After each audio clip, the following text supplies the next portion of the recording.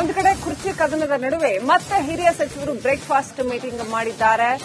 ಸಚಿವ ಸತೀಶ್ ಜಾರಕಿಹೊಳಿ ಮನೆಯಲ್ಲಿ ಸಚಿವರುಗಳು ಸಭೆ ನಡೆಸಿದ್ದಾರೆ. ಈಗ ಕಾಂಗ್ರೆಸ್ನಲ್ಲಿ ಒಂದು ಥರ್ಡ್ ಅಥವಾ ಫೋರ್ತ್ ಮೇನ್ ಪವರ್ ಸೆಂಟರ್ ಅಂತಂದ್ರೆ ಅದು ಸತೀಶ್ ಜಾರಕಿಹೊಳಿ ಅವರ ಮನೆಯಲ್ಲಿ ಇವತ್ತು ಸಚಿವರು ಸಭೆ ನಡೆಸಿದ್ದಾರೆ ಅಂತ ಹೇಳಲಾಗಿದೆ. ಸತೀಶ್ ಜಾರಕಿಹೊಳಿ ಅವರ ಮನೆಯಲ್ಲಿ ಮಹತ್ವದ ಸಭೆ, ಬ್ರೇಕ್ಫಾಸ್ಟ್ ಮೀಟಿಂಗ್. ಒಂದು ಕಡೆ ಸಿಎಂ ಡಿಸಿಎಂ ಕುರ್ಚಿ ಕದನದ ನಡುವೆ ಸತೀಶ್ ಜಾರಕಿಹೊಳಿ ಅವರ ಮನೆಯಲ್ಲಿ ಬ್ರೇಕ್ಫಾಸ್ಟ್ ಮೀಟಿಂಗ್ ಆಗಿದೆ ಅಂತ ಹೇಳಲಾಗ್ತಾ ಇದೆ. ಸಾಧನಾ ಸಮಾವೇಶ ಇವತ್ತು ತುಮಕೂರಿನಲ್ಲಿ ನಡೀಬೇಕಾಗಿದೆ. ಅಲ್ಲಿಗೂ ಕೂಡ ಎಲ್ಲ ಹಿರಿಯ ನಾಯಕರು ಬರಬೇಕಾಗಿದೆ. ಈ ಸಂದರ್ಭದಲ್ಲಿ ಬೆಳಗ್ಗೆ ಇವತ್ತು ಸತೀಶ್ ಜಾರಕಿಹೊಳಿ ಅವರ ಮನೆಯಲ್ಲಿ ಬ್ರೇಕ್ಫಾಸ್ಟ್ ಮೀಟಿಂಗ್ ಆಗಿದೆ. ಸೊ ನಾವು ಒಂದ್ ಕಡೆ ಸಿದ್ದರಾಮಯ್ಯ ಬಣ, ಮತ್ತೊಂದು ಕಡೆ ಡಿಕೆ ಶಿವಕುಮಾರ್ ಬಣ ಅಂತ ನೋಡ್ತಾ ಇದ್ದಾಗಲೇನೆ ಮತ್ತೊಂದು ಕಡೆ ಸತೀಶ್ ಜಾರಕಿಹೊಳಿ ಸೈಲೆಂಟ್ ಆಗಿ ಒಂದು ದೊಡ್ಡ ಪ್ರೊಫೈಲಿನ ಲೀಡರ್ಶಿಪ್ ಪ್ರೊಫೈಲ್ನ ಬಿಲ್ಡ್ ಮಾಡಿ ಅದರ ತುದಿಗೇರಿರೋದನ್ನ ಕಾಣ್ತಾ ಇದ್ದೀವಿ. ಆ ಹಿಂದ ನಾಯಕತ್ವ ಅಂತ ಬಂದಾಗ ಸತೀಶ್ ಜಾರಕಿಹೊಳಿ ಅವರ ಹೆಸರು ಕೂಡ ಈಗ ಪ್ರಮುಖವಾಗಿ ಸಿದ್ದರಾಮಯ್ಯನವರಷ್ಟೇ ಪ್ರಮುಖವಾಗಿ ಕೇಳಿ ಬರುವಂತಹ ಒಂದು ಹಂತಕ್ಕೆ ಬರ್ತಾ ಇದೆ. 2028 ಅಂತ ಅವರು ಈ ಹಿಂದೆ ಏನು ಸತೀಶ್ ಜಾರಕಿಹೊಳಿ ಅವರು ಹೇಳಿದ್ರು ಅದಕ್ಕೆ ಇನ್ನು 2 ವರ್ಷಗಳು ಬಾಕಿ ಇದೆ ಅನ್ನೋದನ್ನು ಕೂಡ ನಾವು ಗಮನಿಸಬೇಕು. ಹಾಗಾಗಿ ಕಾಂಗ್ರೆಸ್ನಲ್ಲಿ ಒಂದು ಪ್ರಬಲವಾದಂತಹ ಪವರ್ ಸೆಂಟರ್ ರೂಪುಗೊಂಡಿದೆ. ಅದು ಸತೀಶ್ ಜಾರಕಿಹೊಳಿ ಅಂತಾನೆ ಹೇಳಬಹುದು.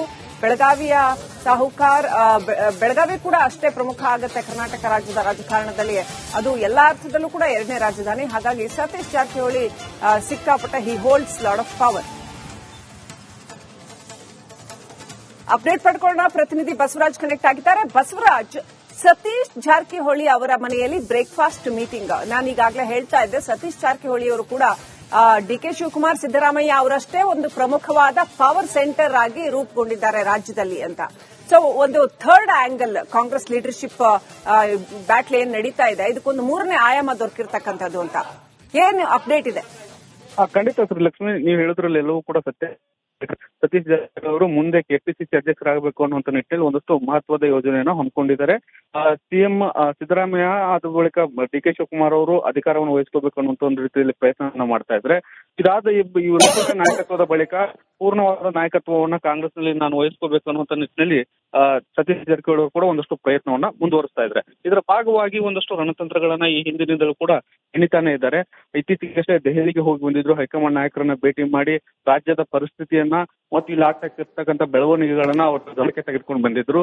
ಹೀಗಾಗಿ ಕಾಂಗ್ರೆಸ್ ಹೈಕಮಾಂಡ್ ಕೂಡ ಸತೀಶ್ ಜಾರಕಿಹೊಳಿ ಅವರ ಮಾತುಗಳನ್ನ ಗಂಭೀರವಾಗಿ ತೆಗೆದುಕೊಂಡು ಇಲ್ಲೊಂದು ಯೋಜನೆಗಳನ್ನ ರೂಪಿಸೋಕೆ ಈಗಾಗಲೇ ತಯಾರಿಯನ್ನ ನಡೆಸ್ತಾ ಇದೆ. ಮುಂದೆ ಗೊಂದಲವನ್ನು ಏರಿಸಬೇಕು ಅನ್ನುವಂತ ನಿಟ್ಟಿನಲ್ಲಿ ಈಗಾಗಲೇ ಕಾಂಗ್ರೆಸ್ ಹೈಕಮಾಂಡ್ ಇಲ್ಲಿನ ರಾಜ್ಯ ನಾಯಕರನ್ನ ಕರಿಬೇಕು ಅನ್ನುವಂತ ನಿಟ್ಟಿನಲ್ಲಿ ಒಂದಷ್ಟು ಪ್ರಯತ್ನವನ್ನ ಮಾಡ್ತಾ ಇದೆ. ಇದರ ಭಾಗವಾಗಿ ಒಂದಷ್ಟು ಸಚಿವರನ್ನ ಮೀಟಿಂಗ್ ಇವತ್ತು ಬ್ರೇಕ್ಫಾಸ್ಟ್ ಮೀಟಿಂಗ್ ಮಾಡುವ ಮೂಲಕ ಮುಂದೆ ಯಾವ ರೀತಿಯಾದಂತಹ ಹೆಜ್ಜೆಗಳನ್ನ ಇಡಬೇಕು ಅನ್ನುವಂಥದ್ದು. ಒಂದು ಸಿಎಂ ಬಣ್ಣದ ಪರವಾಗಿ ಸತೀಶ್ ಜಾರಕಿಹೊಳಿ ಬಣ ಟೀಮ್ ಈಗ ಮಾಡ್ತಿರ್ತಕ್ಕಂತಹ ಎಲ್ಲ ಮೀಟಿಂಗ್ನವರು ಸಚಿವರು ಒಟ್ಟಾಗಿದ್ರು ಕೂಡ ಮುಂದೆ ತಮ್ಮದೇ ಆದಂತಹ ಒಂದಷ್ಟು ರಾಜಕೀಯ ನಡೆಗಳನ್ನ ಅನುಸರಿಸಬೇಕಾದಂತ ಅನಿವಾರ್ಯತೆ ಇದೆ. ಕಾಂಗ್ರೆಸ್ ಹೈಕಮಾಂಡ್ ತೆಗೆದುಕೊಳ್ಳುವಂತಹ ನಿರ್ಧಾರಗಳಿಗೆ ಬದ್ಧರಾಗಿ ಇರಬೇಕು ಮತ್ತು ಸಿಎಂ ಟೀಮ್ ಅನ್ನು ಅಗಲಿಸಬೇಕು ಅನ್ನುವಂತ ನಿಟ್ಟಿನಲ್ಲಿ ಒಂದಷ್ಟು ಯೋಜನೆಗಳನ್ನು ರೂಪಿಸ್ತಾ ಇದ್ದಾರೆ. ಅದರ ಭಾಗವಾಗಿ ಇವತ್ತಿನ ಬ್ರೇಕ್ಫಾಸ್ಟ್ ಮೀಟಿಂಗ್ ನಡೀತಾ ಇದೆ ಅನ್ನುವಂತ ಮಾಹಿತಿಗಳು ಲಭ್ಯ ಆಗ್ತಾ ಇದಾವೆ. ಹೀಗಾಗಿ ಕಾಂಗ್ರೆಸ್ ಹೈಕಮಾಂಡ್ ಯಾವ ರೀತಿಯಾದಂತಹ ಸೂಚನೆಗಳನ್ನ ರಾಜ್ಯದ ಮಟ್ಟಿಗೆ ಕೊಡುತ್ತೆ ಅನ್ನೋದನ್ನ ಅದ್ ನೋಡಿ ಮುಂದಿನ ಹೆಜ್ಜೆಗಳನ್ನ ಇಡಬೇಕು ಅನ್ನುವಂತ ನಿಟ್ಟಿನಲ್ಲಿ ಈ ಸಚಿವರು ಮೀಟಿಂಗ್ ಮಾಡ್ತಾ ಇದ್ದಾರೆ ಅನ್ನುವಂತ ಮಾಹಿತಿಗಳು ಲಭ್ಯ ಆಗ್ತಾ ಇದಾವೆ.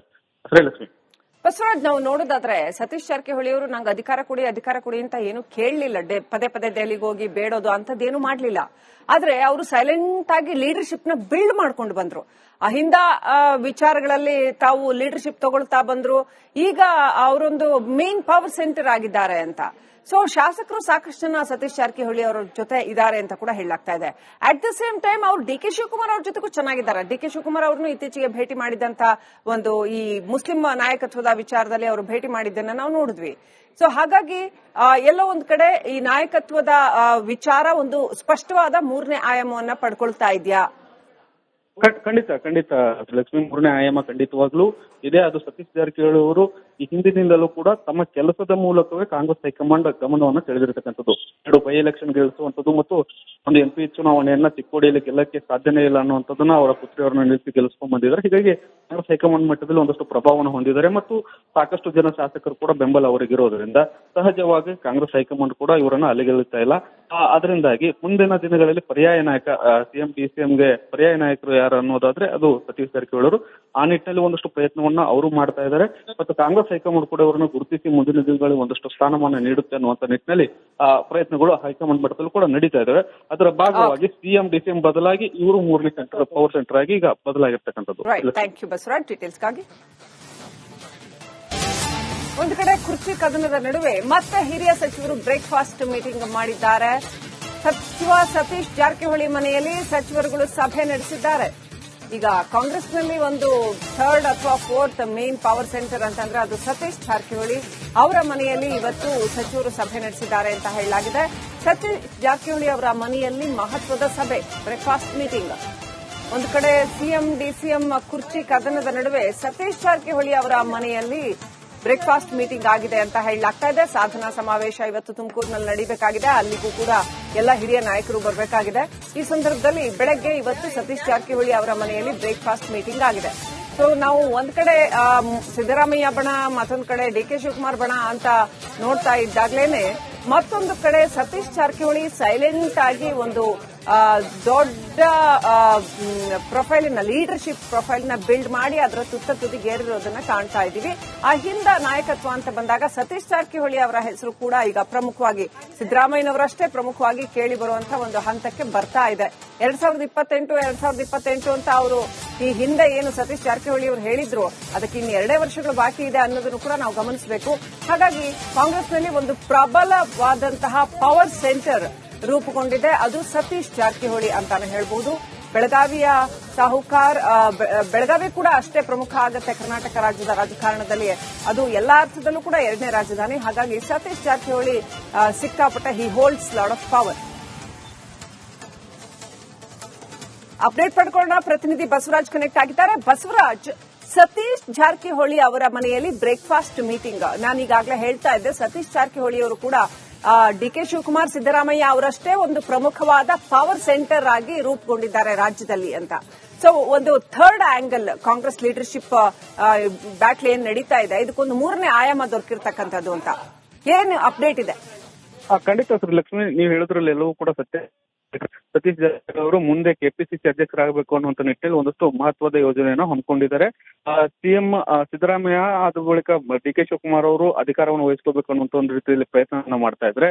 ಇದಾದ ಇವರ ನಾಯಕತ್ವದ ಬಳಿಕ ಪೂರ್ಣವಾದ ನಾಯಕತ್ವವನ್ನ ಕಾಂಗ್ರೆಸ್ನಲ್ಲಿ ನಾನು ವಹಿಸ್ಕೋಬೇಕು ಅನ್ನುವಂತ ನಿಟ್ಟಿನಲ್ಲಿ ಸತೀಶ್ ಜಾರಕಿಹೊಳಿ ಅವರು ಕೂಡ ಒಂದಷ್ಟು ಪ್ರಯತ್ನವನ್ನ ಮುಂದುವರಿಸ್ತಾ ಇದ್ದಾರೆ. ಇದರ ಭಾಗವಾಗಿ ಒಂದಷ್ಟು ರಣತಂತ್ರಗಳನ್ನ ಈ ಹಿಂದಿನಿಂದಲೂ ಕೂಡ ಎಣಿತಾನೆ ಇದ್ದಾರೆ. ಇತ್ತೀಚೆಗಷ್ಟೇ ದೆಹಲಿಗೆ ಹೋಗಿ ಬಂದಿದ್ರು. ಹೈಕಮಾಂಡ್ ನಾಯಕರನ್ನ ಭೇಟಿ ಮಾಡಿ ರಾಜ್ಯದ ಪರಿಸ್ಥಿತಿಯನ್ನ ಮತ್ತು ಇಲ್ಲಿ ಆಗ್ತಾ ಬೆಳವಣಿಗೆಗಳನ್ನ ಅವರು ಗಮನಕ್ಕೆ ತೆಗೆದುಕೊಂಡು ಬಂದಿದ್ರು.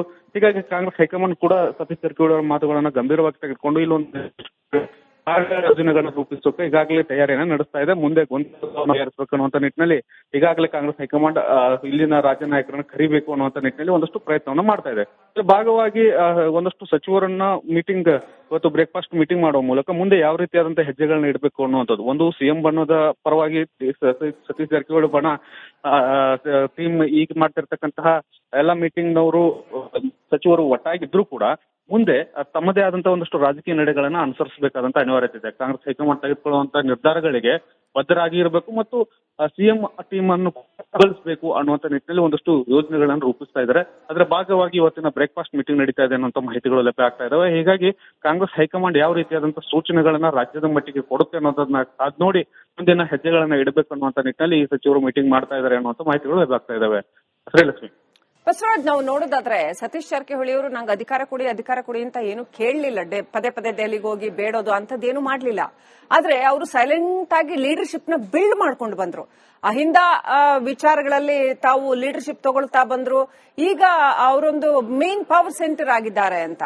ಸೊ ಶಾಸಕರು ಸಾಕಷ್ಟು ಜನ ಸತೀಶ್ ಜಾರಕಿಹೊಳಿ ಅವರ ಜೊತೆ ಇದ್ದಾರೆ ಅಂತ ಕೂಡ ಹೇಳಲಾಗ್ತಾ ಇದೆ. ಅಟ್ ದ ಸೇಮ್ ಟೈಮ್ ಅವರು ಡಿಕೆ ಶಿವಕುಮಾರ್ ಅವ್ರ ಜೊತೆಗೂ ಚೆನ್ನಾಗಿದ್ದಾರೆ. ಡಿಕೆ ಶಿವಕುಮಾರ್ ಅವ್ರನ್ನು ಇತ್ತೀಚೆಗೆ ಭೇಟಿ ಮಾಡಿದಂತ ಒಂದು ಈ ಮುಸ್ಲಿಂ ನಾಯಕತ್ವದ ವಿಚಾರದಲ್ಲಿ ಅವರು ಭೇಟಿ ಮಾಡಿದ್ದನ್ನ ನಾವು ನೋಡಿದ್ವಿ. ಸೊ ಹಾಗಾಗಿ ಎಲ್ಲೋ ಒಂದ್ ಕಡೆ ಈ ನಾಯಕತ್ವದ ವಿಚಾರ ಒಂದು ಸ್ಪಷ್ಟವಾದ 3ನೇ ಆಯಾಮವನ್ನ ಪಡ್ಕೊಳ್ತಾ ಇದೆಯಾ? ಖಂಡಿತ ಲಕ್ಷ್ಮೀ, 3ನೇ ಆಯಾಮ ಖಂಡಿತವಾಗ್ಲೂ ಇದೆ. ಅದು ಸತೀಶ್ ಜಾರಕಿಹೊಳಿ ಅವರು ಈ ಹಿಂದಿನಿಂದಲೂ ಕೂಡ ತಮ್ಮ ಕೆಲಸದ ಮೂಲಕವೇ ಕಾಂಗ್ರೆಸ್ ಹೈಕಮಾಂಡ್ ಗಮನವನ್ನು ಸೆಳೆದಿರತಕ್ಕಂಥದ್ದು. 2 ಬೈ ಎಲೆಕ್ಷನ್ ಗೆಲ್ಲಿಸುವಂಥದ್ದು ಮತ್ತು ಒಂದು MP ಚುನಾವಣೆಯನ್ನ ಚಿಕ್ಕೋಡಿಯಲ್ಲಿ ಗೆಲ್ಲಕ್ಕೆ ಸಾಧ್ಯನೇ ಇಲ್ಲ ಅನ್ನುವಂಥದ್ದನ್ನ ಅವರ ಪುತ್ರಿಯವರನ್ನ ನಿಲ್ಲಿಸಿ ಗೆಲ್ಲಿಸ್ಕೊಂಡ್ ಬಂದಿದ್ದಾರೆ. ಹೀಗಾಗಿ ಕಾಂಗ್ರೆಸ್ ಹೈಕಮಾಂಡ್ ಮಟ್ಟದಲ್ಲಿ ಒಂದಷ್ಟು ಪ್ರಭಾವವನ್ನು ಹೊಂದಿದ್ದಾರೆ ಮತ್ತು ಸಾಕಷ್ಟು ಜನ ಶಾಸಕರು ಕೂಡ ಬೆಂಬಲ ಅವರಿಗಿರೋದ್ರಿಂದ ಸಹಜವಾಗಿ ಕಾಂಗ್ರೆಸ್ ಹೈಕಮಾಂಡ್ ಕೂಡ ಇವರನ್ನ ಅಲ್ಲಿಗೆಳುತ್ತಾ ಇಲ್ಲ. ಅದರಿಂದಾಗಿ ಮುಂದಿನ ದಿನಗಳಲ್ಲಿ ಪರ್ಯಾಯ ನಾಯಕ ಸಿಎಂ ಡಿಸಿಎಂಗೆ ಪರ್ಯಾಯ ನಾಯಕರು ಯಾರು ಅನ್ನೋದಾದ್ರೆ ಅದು ಸತೀಶ್ ಜಾರಕಿಹೊಳಿ ಅವರು. ಆ ನಿಟ್ಟಿನಲ್ಲಿ ಒಂದಷ್ಟು ಪ್ರಯತ್ನವನ್ನ ಅವರು ಮಾಡ್ತಾ ಇದ್ದಾರೆ ಮತ್ತು ಕಾಂಗ್ರೆಸ್ ಹೈಕಮಾಂಡ್ ಕೂಡ ಅವರನ್ನು ಗುರುತಿಸಿ ಮುಂದಿನ ದಿನಗಳಲ್ಲಿ ಒಂದಷ್ಟು ಸ್ಥಾನಮಾನ ನೀಡುತ್ತೆ ಅನ್ನುವಂತ ನಿಟ್ಟಿನಲ್ಲಿ ಪ್ರಯತ್ನಗಳು ಹೈಕಮಾಂಡ್ ಮಟ್ಟದಲ್ಲಿ ಕೂಡ ನಡೀತಾ ಇದಾವೆ. ಅದರ ಭಾಗವಾಗಿ ಸಿಎಂ ಡಿಸಿಎಂ ಬದಲಾಗಿ ಇವರು ಮೂರನೇ ಪವರ್ ಸೆಂಟರ್ ಆಗಿ ಈಗ ಬದಲಾಗಿರ್ತಕ್ಕಂಥದ್ದು. Thank you Basavaraj ಡೀಟೇಲ್ಸ್ಗಾಗಿ.